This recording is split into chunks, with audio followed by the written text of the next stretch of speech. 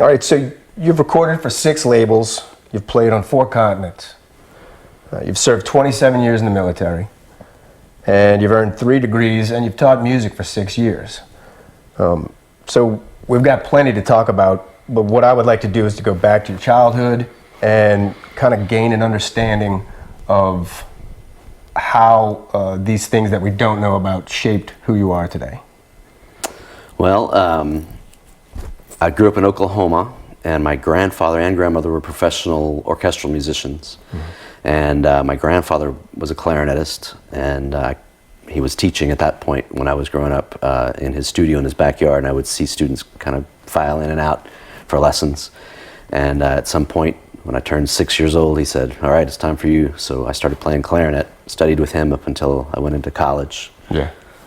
Were you close with him? Oh, yeah. Real young? Yes. You spent a lot of time there? Yeah, my mom would bring us over every Wednesday night for my clarinet lesson and dinner. Yeah, that's nice. Were you curious about the craft before he suggested that you pick it up? Yeah, absolutely. I really wanted to get in to take lessons, seeing all these kids coming in and out of his studio, and so I was chomping at the bit, and he finally gave me the go-ahead. It's a way to make Papa proud too, huh? Yeah. That's cool. And how did it progress? How long did you take lessons with him until you kind of broke out on your own? I studied with him until I went to college. Oh, wow. So I don't know what the math is there, but went to University of Oklahoma for my bachelor's degree in music education, so I started studying with a different teacher at that point. Yeah.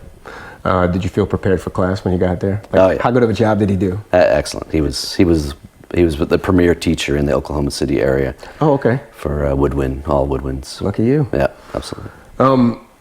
I've discussed this with many bands. Genres come into play when we're speaking about people, how they learn to play in the first place and what they choose to play as a result of maybe their upbringing or their interests, things like that. I would imagine that genre is even more so important in jazz, especially when you're playing the clarinet, because you're probably learning jazz standards in the very beginning. It's kind of, did he organize that for you in your mind as a child while you're learning to play? Like, this is a traditional swing jazz, and this is, the big band jazz. How did you come to find out, I guess, the different areas of jazz? Well, my grandfather was strictly a classical clarinetist. Okay. So I didn't really start playing jazz until I got into high school, and we had a pretty successful high school jazz band in my school. Yeah. And so I was curious about it at that point. A lot of my friends were in the jazz band. Of course, clarinet's not really typically in the jazz band, in the traditional big band. And so I wanted to play, but there wasn't an outlet, and so I formed a little traditional jazz group myself and started learning myself. My grandfather gave me a book on Dixieland. I think it was called Dixieland Tunes or something like that. I was going to ask how he felt about it. Yeah.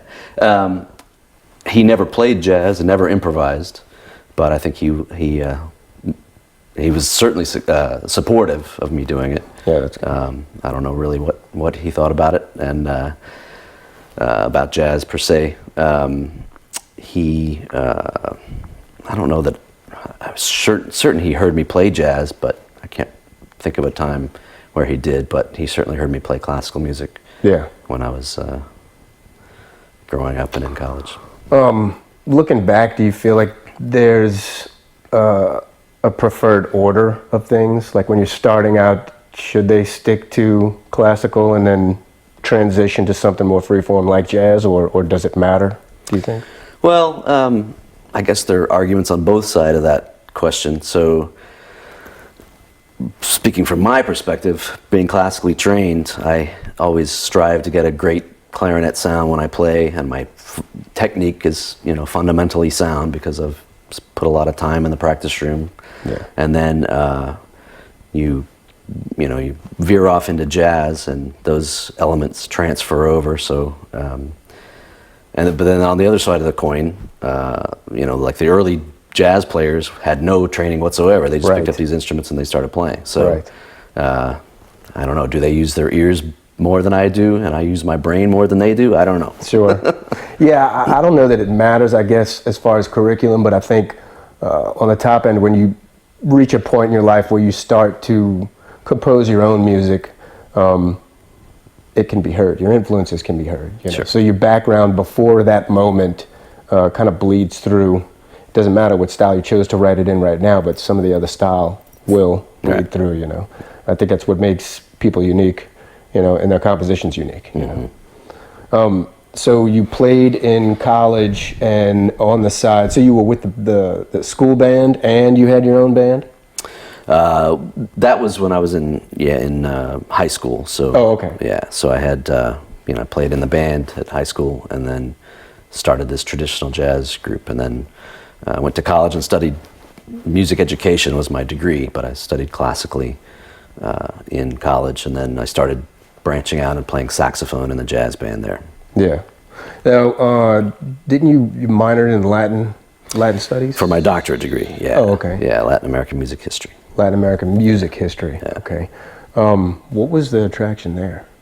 Well, Catholic University, where I earned my doctorate degree, is one of about 3 universities in the United States that have a Latin American program for music. So it was a unique element of the school there, and I really thought it would be interesting. You could get a minor, which I didn't even know existed for a doctorate degree, and so I looked at the requirements for it, and it was an interesting track. So I basically catered all of my recitals towards Latin American music. This was all classical, no jazz until my final project, and they had a really great Latin American teacher there, so I took a lot of history courses from her and learned quite a lot about classical music in Latin America, which I really hadn't been exposed to in my bachelor's or master's degree. Right, sure. And so I guess it was a plus, you enjoyed it. Absolutely. Did it, I hate to use the corny term, but did it sort of expand your horizons in the field of music, did you find yourself kind of playing with a different flair or a different flavor?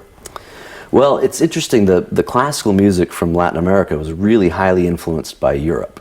So, so the governments from those countries down there would send their top composers back to Europe, to Paris or to Italy or England to study, and then they would come back, and a lot of those composers sound very European from that era. That's interesting. So some of the pieces did introduce things that we would describe today as perhaps clave, but back then they weren't thinking about that. They were using their indigenous rhythms and incorporating that into their classical music. Thinking of Guastavino, for instance. Okay. That's a composer that I played one of his pieces, and it definitely had at this juncture in my life, I would consider it a clave, what he was using, but completely classical. You wouldn't hear that clave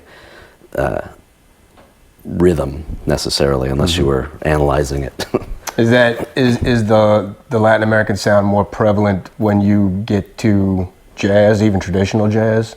This jazz in my mind seems more free-form than classical music. It's not to the grid as much. I don't know how to really phrase it. Yeah, so early jazz was drawing heavily on the forms of European music. And so the early jazz, and even before jazz with the ragtime music, those kinds of pieces, although they're using slightly different harmonies, they still sound pretty structured, and using those same forms that the European classical musicians were using.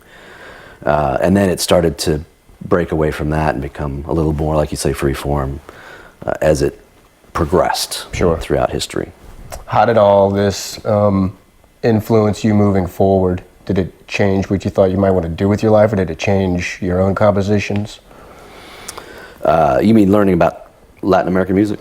Sure, because I mean, up until that point, you were, I mean, it was American and European, correct? And then you learned about something slightly different. I mean, they had, turns out, similar origins, but did it change the way you felt about things? Did it change your course in life or anything? I guess it expanded my repertoire a bit, and it's opened up some doors to, for instance, I'm doing a presentation in January about the history of the samba, which was the subject of my dissertation. Awesome. And so, yeah, I think I don't know that it really changed what I'm doing per se, but it has changed some of the presentations that I'm doing and some of the music that I play. I play more bossa nova now than I did prior to my studies. Sure. That's cool.